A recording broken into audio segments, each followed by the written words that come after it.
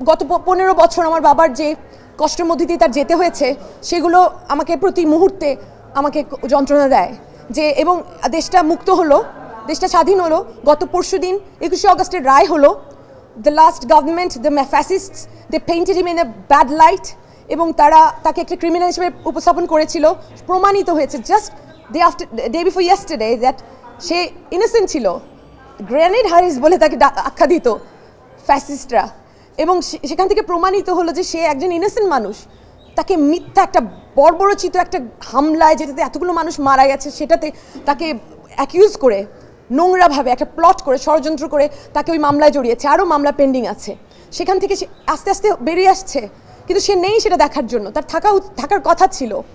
আপনারা দেশ মুক্তির আনন্দ উদযাপন করেছেন, আমরা করিনি, আমরা কেঁদেছি।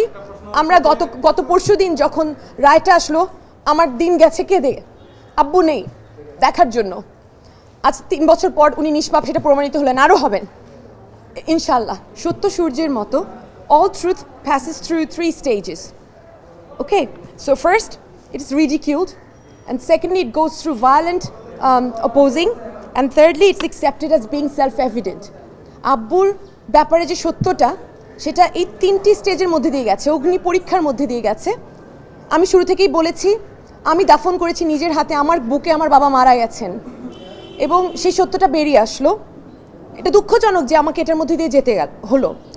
আমাদের বাংলাদেশের ইতিহাসের ডার্কেস্ট টাইম আমরা পার করেছি, এবং এখনও সেই ডার্ক টাইমের কিছুটা রয়ে গেছে, এখনও রেসিডিউ রয়ে গেছে। আমরা সেই টাইমের মধ্যে দিয়ে যাচ্ছি, এবং এই যে এ ধরনের রায় পাওয়া মাননীয় মহামান্য আদালতের কাছ থেকে পেলাম, এবং সরকার যে সুবিধাটা, যেই নতুন খণ্ডকালীন সরকার যেই আমাকে সুবিধাটা করে দিল, সেটা হচ্ছে যে আলোর রশ্মি যেটা আসছে আস্তে আস্তে, অন্ধকার দূর হচ্ছে, তার প্রমাণ।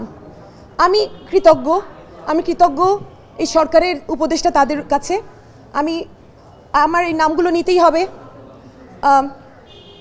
স্বরাষ্ট্র উপদেষ্টা, এবং তারপর হচ্ছে মুশফিকুল ফাজল আনসারি, আমার চাচার মতন, আমার বাবার ভাইয়ের চেয়েও বেশি।